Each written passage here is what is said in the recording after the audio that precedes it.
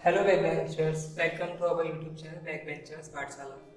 तो last video में हमने मैथ का जो टॉपिक था वो संख्याओं से रिलेटेड डिस्कस किया था, जिसमें हमने लास्ट में अभाज्य और भाज्य संख्याओं तक कर लिया था, मतलब पूर्ण संख्याएं हमारी हो गई थी। मैं एक बार बता देता हूँ, पूर्ण संख्याएं हैं इसमें हमारा क्या क्या हो जाता है। सभी नेगेटिव नंबर्स आ जाते हैं, -2 -1 इंफिनिटी तक, ठीक है। सभी नेगेटिव नंबर्स आ जाते हैं, जीरो आता है, और पॉजिटिव जितने भी नंबर हैं वो सभी हमारे आ जाते हैं इंफिनिटी तक।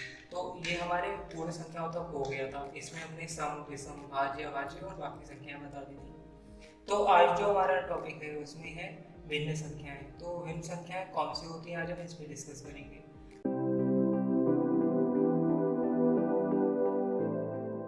उचित भिन्न, या जिसे हम प्रॉपर फ्रैक्शन कहते हैं। सेकंड होता है अनुचित भिन्न, और जो थर्ड होता है हमारा वो होता है मिश्र भिन्न। अब हम उचित भिन्न की अगर बात करें तो उचित भिन्न कौन सी कहलाती है।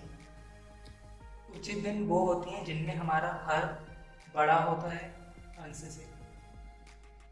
जिनमें भी हमारा हर जो है वो अंश से बड़ा होगा वो हमारी उचित भिन्न कहलाएंगे।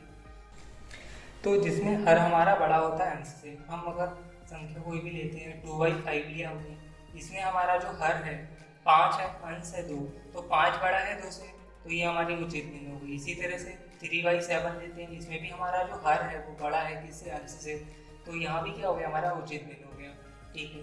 इसी तरह से अगर हम अनुचित भिन्न लेते हैं, अनुचित या हम इसे इम्प्रॉपर फ्रैक्शन बोलते हैं, तो इसमें क्या होगा, जब उचित भिन्न का उल्टा हो जाएगा। इसमें हमारा अंश बड़ा हो जाएगा हर से, तो इसमें अगर हमारा अंश बड़ा, हम इसी का जस्ट अपोजिट कर दें, हम यहाँ पे 3/2 लिखते हैं। अब यहाँ पे क्या हुआ, हमारा जो अंश है वो बड़ा हो गया, ये हमारा अनुचित भिन्न हो गया।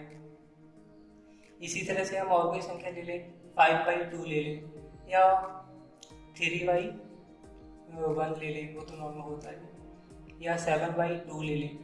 अच्छा, अगर हम मिश्र भिन्न की बात करें तो वो कौन सी संख्या होती है, तो जिनमें भी एक पूर्णांक होगा या पूर्ण संख्या होगी प्लस उचित भिन्न होगी, तो ये हमारा मिश्र भिन्न कहलाएगा। पूर्ण संख्या कोई भी हम ले लेते हैं, अगर हम लिख देते हैं 6 सही, उचित भिन्न में क्या होगा, हमारा हर बड़ा होगा, तो 2/3। अगर हम ये संख्या लिख रहे हैं तो ये हमारी क्या हो जाएगी, मिश्र भिन्न हो जाएगी। या हम इसे इस तरह भी लिख सकते हैं, 6 + 2/3, ठीक है। तो ये जो हमारी संख्या है ये मिश्र हो जाएगी। तो ये हमारा भिन्न में 3 टाइप होते हैं, तीनों के बारे में हमने डिस्कस कर लिया है।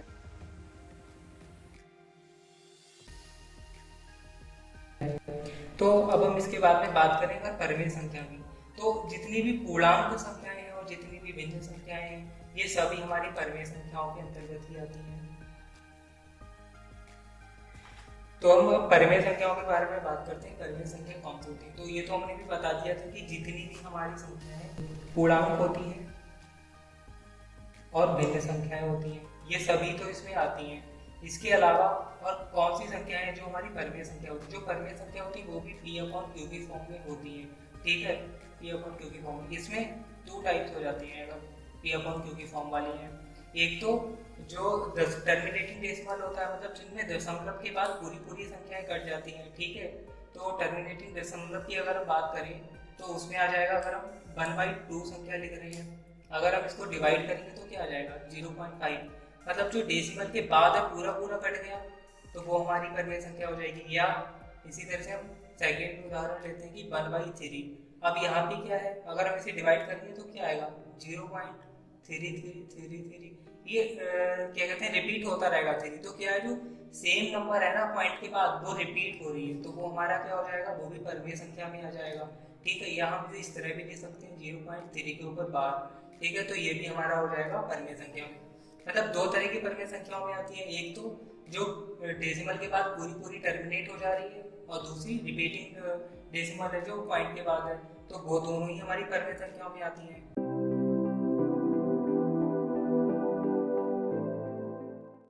तो अब हम बात करते हैं अपरिमेय संख्याओं की। जो अपरिमेय संख्याएं होती हैं ये भी P/Q की फॉर्म में होती हैं, लेकिन अब हम अंतर कैसे पता करेंगे कि कौन सी परिमेय है कौन सी अपरिमेय है। एक चीज और, जितनी भी रूट वाली जो वैल्यू है ना, √2 हो गया, √3 हो गया, √5 हो गया, √7 हो गया, जितनी भी ये संख्याएं हैं ये सभी हमारी अपरिमेय में आएंगी, ठीक है। और दूसरा, जो अपरमेय और परमेय संख्याओं में अंतर होता है, कई बार होता पॉइंट के बाद में, जैसे यहाँ पे मैं एक नंबर लिख रहा हूँ 0.10101010। अब मैंने ये एक संख्या लिख दी, यहीं पे मैं एक संख्या और लिखता हूँ 0.1010100010001000।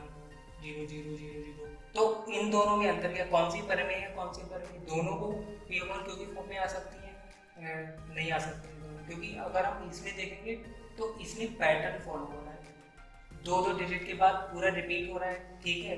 तो ये वाला क्या हो जाएगा, ये रिपीटिंग डेसिमल आ जाएगा, ये हमारा परमेय हो जाएगा। लेकिन यहाँ पे कुछ भी रिपीट नहीं हो रहा है, यहाँ पे एक जीरो, फिर ये दो जीरो आ गया, फिर तीन जीरो आ गया, चार जीरो आ गया, मतलब डेसिमल के बाद में कोई भी रिपीट नहीं हो रहा है पॉइंट, तो वो हमारा अपरमेय संख्या के अंतर्गत आएगा। इसी तरह से हम कई बार एक क्वेश्चन ये आ जाता है कि पाई हमारी परमेय संख्या, पाई हमारी अपरमेय है और 22/7 परमेय संख्या है। तो इसमें हम कैसे पता करेंगे कि हमारा अपरमेय, जबकि हम नॉर्मली देखते हैं पाई की वैल्यू कितना लिखते हैं 22/7 को मान लेते हैं, लेकिन ये जो इसकी वैल्यू है वो अप्रोक्सीमेट में है, मतलब एक्यूरेट इतनी वैल्यू नहीं है। अगर हम पाई की बात करें, पाई की वैल्यू क्या होगी, तो पाई की वैल्यू हमारी होती है 3.14159265, ठीक है, ये हमारी होती है पाई की वैल्यू।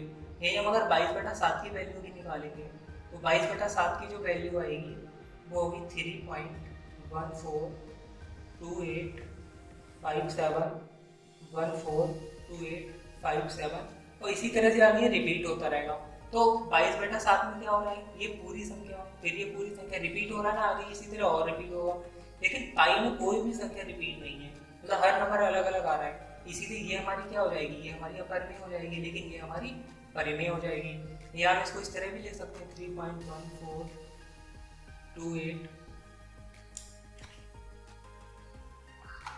जो हमारा 22/7 है उसको हम इस तरह भी लिख सकते हैं 3.142857, इस पूरे के ऊपर बार, ठीक है, क्योंकि जिसके ऊपर बार होता है उसका मतलब होता है वो संख्या बार बार रिपीट हो रही है। जैसे 0.3 के ऊपर बार है, इसका मतलब है कि जो 0.3 है वो बार बार रिपीट हो रहा है, ठीक है, इसका मतलब ये होता है इन्फिनिटी तक ये रिपीट होगा। तो इसी तरह से हमारी परमेय अपरमेय डिफरेंस पता चल गया कि जो भी पॉइंट के बाद या तो पूरी पूरी कट जाएंगी, जैसे हम 2/5 लेते हैं तो 0.4 आ जाएगा, तो ये पूरी पूरी डेसिमल के बाद टर्मिनेट होगी, खत्म होगी, तो ये क्या हो जाएगी, हमारी परमेय हो जाएगी। या जो रिपीट हो रहा है कोई भी पॉइंट, वो एग्जैक्टली रिपीट हो रहा है, बार बार वो संख्या रिपीट हो रही है, जैसे 10 ये एक पैटर्न में रिपीट हो रही है, वो हमारी परमेय होगी। लेकिन अपरमेय संख्याओं में कभी भी रिपीट नहीं होगा, कोई भी नंबर हम लेंगे वो रिपीट नहीं हो जाएगा।